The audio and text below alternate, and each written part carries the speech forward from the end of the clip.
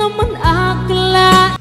Narito tayo ngayon upang matunghayan ang napakainit, nagbabaga at talaga namang usap-usapan at maraming pinaka-inaabangan na issue ni Ate Erica.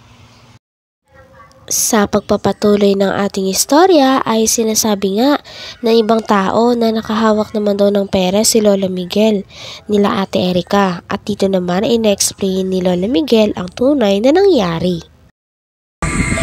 Panindigan mo lahat ng sinabi mo, ha? Na there's some evidence, yung totoo, kasi pag hindi kayo ang kawawa, kayo ang nag-umpisa, hindi ako. Di mo nga mabanggit pangalan ko. Ibitore. Sobra mo pakialaman sa hindi nyo naman pera at buhay. Be ready for yourself. Nagpauto kasi kayo, yan, kayo din nagpapahiya sa korte. Nagpauto kasi kayo, yan, kayo din mapapahiya sa korte. Gagalit kayo kasi di namin kayo binigyan ng pera. Ano naman po ang kinagagalit po namin sa kasi kanila. mukha kayong pera. Kahit nakabigay kami ng ilang bisis, dinay kayo ng dinay. Ano yun? Wala kami Nagbigay na. Binigay ng pera. Ha? Tay, Lulubig, so may binsay sa'yo. Nabasa mo na ito? Di pa. You know? From Init to Nyaka Tourist, Lulumigs. Ano kaya yung topic natin dito? Di ba pera at ikaw ang may hawak? Yung pera, hindi si May. Pero may hawak? Wala akong pera hinahawakan dyan. Huh? Wala akong Yan o. pera. Dahil kayo ang bumili ng mga gamit. Utos lang ni Silami. Utos yun yung si Silami. Anong gamit yung binili niyo, Tay? Yung siminto, yung mga agribe, yung mga ginagamit. Saan ginamit? Sa bahay din. Okay. Hindi pa mambaga kami na gawa ng... Magkano halaga noong binigay sa'yo? Lang yata yun. Tandaan lang yata yun. 100,000? Oo. Binigay? Hindi man. Sa kanya naman ang gagaling. Bibigyan nga sa akin. Ikaw daw ang may hawak ng pera, hindi si May. Wala sa akin, sa kanya. Siya nagbibigay ng pera pang bili ng mga gamit. Kaya ako tayo nandito para malinaw ko naman kasi baka mamayas. Mali ang salita ko, yung pala ikaw pala may kasalanan.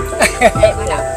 Ha? Ako po sir talaga wala. Sa kanyang pera. I have some evidence of what happened from the start. Isa lang to sa ebidensya namin and more pa in the court. Hindi naman ka rin. Hindi kami natatakot. Don't miss it. Kasi katotohanan lang po. You want to fix this. Ayaw niyo manahimik kasi. So this is not a joke for us and sorry. Sorry ha, need ko na po kasi magsalita. Sumubra na kayo kay Erica. Alam mo ko, Beget yan. Kami pa po yung Dito nga ay nalaman na inutusan lang daw talaga si Lola Miguel na mamili ng mga materyales. Ngunit nang nagastos ng pera para sa mga materyales ay wala din daw natira sa kanya ni Cinco. Talaga nagpapatunay na malinis ang konsensya ni Lola Miguel. Kay Erica. Alam mo ko, Beget yan. Kami pa po yung Nung hindi pa si Mrs. na ospital, ako ang inuutosan nila at wala man silang alam sa pagbibili ng mga steel bar, siminto, graba, buhangin. Binibigay mo sa akin ang pera. Ako natulmat, simple ako nagkuhan sa hardware. Yun. At di simple, ako talagang nagbabayad sa hardware. Tapirma ako dun. Pero sa kanilang gagaling ang pera. Ganun. May prueba naman din po kami kung yung kanino ang pera. Kahit tiyahin ko kapag salita. So, sumubra na kayo kay Erica. Sabihin ko sa iyo, hindi kayo obligasyon ni Erica, ni Kikay. Ang dami po pang anak sila. Alam po mga anak. Ang dapat ay obligasyon sa inyo. At wala kayong pakialam doon sa pera ni John A. O pera namin dahil hindi po sa inyo yun. Wala kayong karapatan sa pera yan. Wala ko karapatan dahil nagpapatulong sila sa akin. Ang sabi, tulungan, wala silang alam, magpagawa ng bahay. Ako nagpawa ng bahay na yun. At yung bahay pong yun ay sa barangay. Lote. Yun, ako nagbili noon. Ngayon, ang sabi ko, doon sa binili nyo nakuha at gayon din nangyari, walang kuryente, di itong madali at may kuryente. Hindi pigo namin yung kuryente, pinalo up namin, nagkaroon ng kuryente. Ayun ang pinagawa namin para madali-dali na. Ay pira sa sabi na ako naghawak ng pira, hindi wala sa amin yan. Sila nagbibigay ng pira sa akin na pambayad sa mga Inutusan ka lang. utos kan. Nga po, ginamit lang ako. Ay kung alam ko lang ang magkakaganyo, hindi ako masunod sa kanila. Yung ganyang ginagawa. Bakit tayo, nagkaano kayo ni Shelami at Erika, bakit nung pala inutusan kanilang bumili ng mga materialis, tapos ano nangyari pagka Ay doon na nga po sa iwalay kayo? yung mga hospital. Ganyan na nga po, pag-uwi namin, wala na sila, hindi papaalam, walang respeto sa amin. Sabi ko, parang hindi na tayo kapan ito, ka-pamilya. Pagdating namin, wala nang tao dito, yun na nga, nagkunapatan lang ng konting tampo, pero hindi pa rin. Ano ka doon? Tapos kung ano pang binabato sa aking mukhang kwarta daw. Ako, sa social media na Pinugulo po nila, baliktad po. baliktad nila. Kaya nga po ako nag-video niya kasi sobrang na po yung mga ginagawa nilang kapka-anuhan sa amin. Para po malaman po ng mga tao kung sino po sa amin tama. So, Po sa mga paratang po nila eh. Nandyan din po yung ebidensya na sinasabi nila sa Dito din ay pinag-usapan din ng tatlo ang pangalan na Ima Torres na ito daw ang tumulong kay Ate Erika at kay Sheila May na ate ni Ate Erika upang umalis sa Kalingap at kausapin ng mga sponsors na direkta na lamang ibigay sa kanila ang mga pera na itutulong. gabi. Yan mukha na yan. Yan. bakit itong babaeng ito pumasok sa buhay ninyo, kina Erika at Sheila May? Halungkat niya Sino ba ito? May meteorist po yan. Kilala nyo ba ito? Kung kamag-anak nyo ba ito? Hindi pa po namin yan nakikita. Tay, kamag-anak mo kay? Hindi ko pa nga nakita sa Personal. Ngayon ko lang nakita. Bakit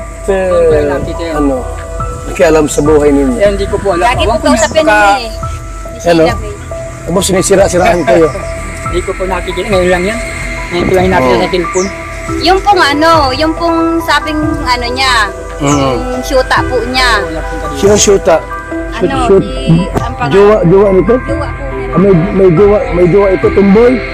Ano pangalan? Si Amy. Basta yung po nagpunta dito po ng mga ilang. May girlfriend. Opo. Yun po ang nagpunta dito. Yun po ang nagano. Pero mabait naman po yun. Mabait naman yon. Pumunta rito. Nagpunta dito. Anong ginawa rito?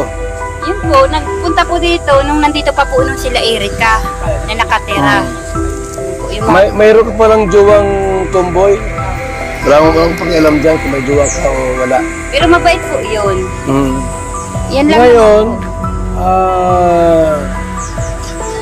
kanong pera yung ginamit?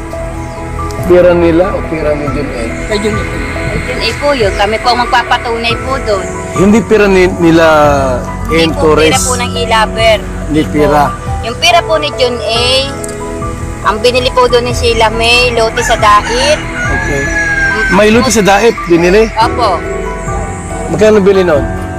Yung baga pong Ilmax po yun. 100. Motor. Bumili pa ng motor. Tricycle. Oh, ang dami, tricycle pa.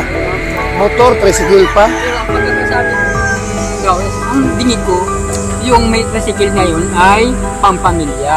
Pero inang Sabi kanila. nila. Inang kinino? Nung asawa. Sino isawa? Sila Ang pangalan po. Sheila May, asawa niya.